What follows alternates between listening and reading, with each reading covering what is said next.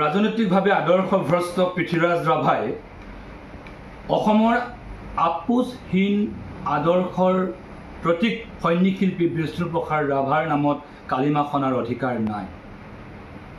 আমি ভাৰতীয় গণনাট্য সংঘৰ সক্ৰিয় কৰ্মী হিচাপে, সৰ্বক্ষণ কৰ্মী হিচাপে, সাংস্কৃতিক কৰ্মী হিচাপে এই কথাক আমি তীব্ৰভাৱে নিন্দা কৰিছোঁ, তীব্ৰভাৱে আমি গৰিহণা দিছোঁ আৰু আমি কৈছোঁ যে এই নিন্দাৰ অভিযান আমি অসমৰ প্ৰান্তে প্ৰান্তে লৈ যাম। তেওঁ যি সময়ত কথাখিনি কৈছে এই কথাটো আমাৰ অসমবাসীয়ে এই তাৎপৰ্য আমি উপলব্ধি কৰা দৰকাৰ। যি সময়ত আমাৰ অসমৰ হাৰ্থক জুবিন গাৰ্গ বিষ্ণুপ্ৰসাদ ৰাভাৰ আদৰ্শৰে অনুপ্ৰাণিত আৰু এই আদৰ্শৰ তেওঁ প্ৰজন্ম বুলি নিজকে স্পষ্টভাৱে সদম্ভে ঘোষণা কৰি থৈ গৈছে স্পষ্টবাদিতাৰে। আৰু যি সময়ত সেই জুবিন গাৰ্গৰ আদৰ্শৰ প্ৰতি সকলো অসমবাসী যেতিয়া উবুৰি খাই পৰিছে, পুনৰ জুবিন গাৰ্গ যিমান পাগল উঠা তীখাৰ দৰে উজ্বলি উঠিছে, সমান্তৰালভাৱে পুনৰ উজ্জীৱিত হৈছে বিষ্ণুপ্ৰসাদ ৰাভাৰ আদৰ্শ। আৰু সেই কথাটোত ৰাষ্ট্ৰই শংকিত হৈছে, RSS শংকিত হৈছে, বিজেপি শংকিত হৈছে। আৰু সেই জুবিন গাৰ্গে প্ৰেছক্ৰাইব কৰি থৈ যোৱা মহান পুৰুষ অসমৰ বৰেণ্য যি শিল্পী সৈনিক শিল্পী বিষ্ণুপ্ৰসাদ ৰাভাৰ আদৰ্শৰ প্ৰতি যদি অসমৰ যদি শক্তি ধাবিত হয়, তেন্তে এনেকুৱা কোনো সাম্প্ৰদায়িক কোনো ৰাজনীতি অসমৰ পৰা আচলতে গুৰি ছিঙি আচলতে নাইকিয়া হৈ যাব। এই ভয়ে তেওঁলোকৰ টোপনি, তেওঁলোকৰ নিদ্ৰা হৰণ কৰিছে।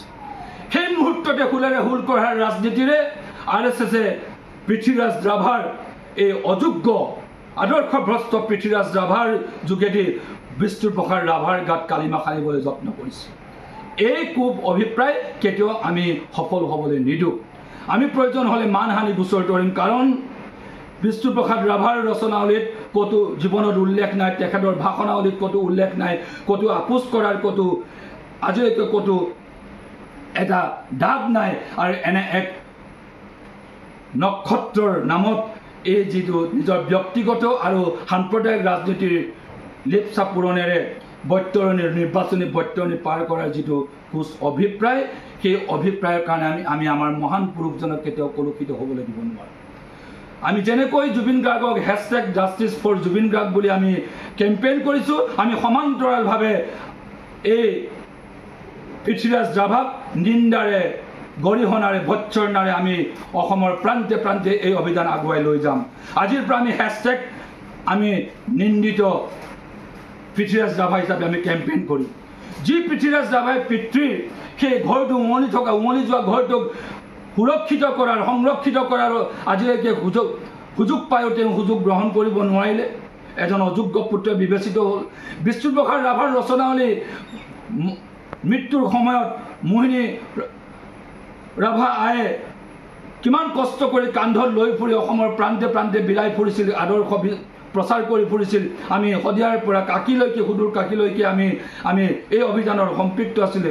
বিষ্ণুপ্ৰসাদ ৰাভাৰ জন্ম শতবৰ্ষ উদযাপনৰ সময়ত আমি পৃথ্বীৰাজ ৰাভাকো সংযুক্ত কৰিছিলোঁ, কিন্তু আমি ভবা নাছিলোঁ যে এই তেওঁৰ নিজৰ পুত্ৰই যে অসমৰ জাতীয় চূড়ান্ত আৱেগত বিষ্ণুপ্ৰসাদ ৰাভাৰ দৰে এজন বৰেণ্য আপোচহীন আদৰ্শৰ প্ৰতীক সৈনিক শিল্পী বিষ্ণুপ্ৰসাদ ৰাভাৰ বুকুত যে খেল মাৰিব, সেই কথা আমি কোনো কস্মিনকালে ভাবিব পৰা নাছিলোঁ।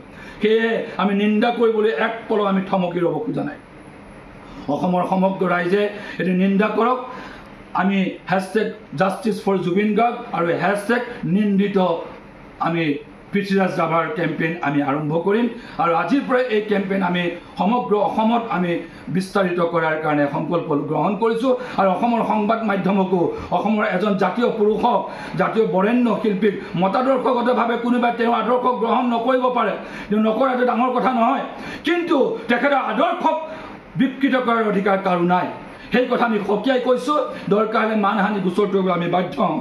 আৰু আপোনালোকে জানে যে ইলেকশ্যন আহি আছে, আৰু এতিয়া যিহেতু নিৰ্বাচনৰ বৈতৰণি পাৰ হ'বৰ কাৰণে এটা এই খুব ধুঁৱলি কুঁৱলী অৱস্থাত গুচি গৈছে চৰকাৰখন জুবিন গাৰ্গৰ ন্যায় দিব পৰাকৈ শক্তি লাহে লাহে হেৰাবলৈ আৰম্ভ কৰিছে ষ্টেটৰ হাতত সেই সন্ধিক্ষণত তেখেতসকলে মানুহৰ দৃষ্টি ডাইভাৰ্ট কৰি সচেতন মানুহৰ দৃষ্টি ডাইভাৰ্ট কৰি তেওঁলোকে বিষ্ণু ৰাভাৰ এই বিতৰ্কিত কথাটোত সকলোকে সংযুক্ত কৰাই আমি ডাইভাৰ্ট কৰিব পাৰিম বুলি ভাবিছে নোৱাৰে কাৰণ আমি স্থিতপ্ৰজ্ঞ জুবিন গাৰ্গ স্থিতপ্ৰজ্ঞ জুবিন গাৰ্গক আপোচ কৰাব নোৱাৰিলে বহুত কুচ্চা ৰচনা কৰা হ'ল বহুত পৰিকল্পনা কৰা হ'ল আজি মুখ্যমন্ত্ৰীয়ে হওক তেওঁৰ সতীৰ্থসকলৰ যোগেদি জুবিন গাৰ্গক অহৰহ তেখেতসকলৰ ৰাষ্ট্ৰত চামিল কৰাৰ কাৰণে বিভিন্ন সময়ত প্ৰেছাৰ দিয়াৰ বিভিন্ন অভিযোগ আছে বিভিন্ন ধৰণৰ গুজব আছে আমি কিন্তু এই গুজব আমি এতিয়ালৈকে কাকো কোৱা নাই আমি কাৰো ওচৰত বেকত কৰিবলৈ কোৱা নাই আমিতো কোৱা নাই এই কথাটো কিন্তু এই যে নোৱাৰাৰ কাৰণে আজি জুবিন গাৰ্গক মানুহে সন্দেহ কৰিবলৈ বাধ্য হৈছে যে জুবিন গাৰ্গক যে এই যে আজি মাৰি পেলোৱা হ'ল বুলি কৈছে হত্যা কৰা হ'ল বুলি কৈছে তেতিয়াহ'লে আমি সন্দেহৰ আঙুলি এতিয়ালৈকে টুমোৱা নাই সেইখন চৰকাৰৰ মুঠা ফুটাসকললৈ এতিয়ালৈকে আঙুলি টুমোৱা নাই আমি কৈ আছোঁ যে তেখেতসকলৰ লগত থকা সকলক গ্ৰেপ্তাৰ কৰি অতি শীঘ্ৰে ইয়াৰ পৰা বিচাৰ আমাক ন্যায় দিয়ক কিন্তু আমাৰ সন্দেহ যদি এবাৰ জাগ্ৰত যদি হয় কিন্তু এইটো ৰাখিব নোৱাৰিব এতিয়ালৈকে আমি সচেতন আৰু সজাগ আৰু অত্যন্ত ধৈৰ্যৰে আমি বাট চাই আছোঁ সেই সময়ত বিষ্ণুপ্ৰসাদ ৰাভাৰ দৰে এজন আদৰ্শনিষ্ঠ মানুহক আদৰ্শক যদি এনেকুৱা ধৰণে কালিমাখনাৰ যদি কু অভিপ্ৰায় লিপ্ত হয় তেতিয়াহ'লে অকল পৃথ্বীৰাজ ৰাভাই নহয় আপোনালোকৰ কাৰণেও এইখন চৰকাৰৰ কাৰণেও কিন্তু ভাল নহয় সেই কথা সকীয়াই থৈ গ'লোঁ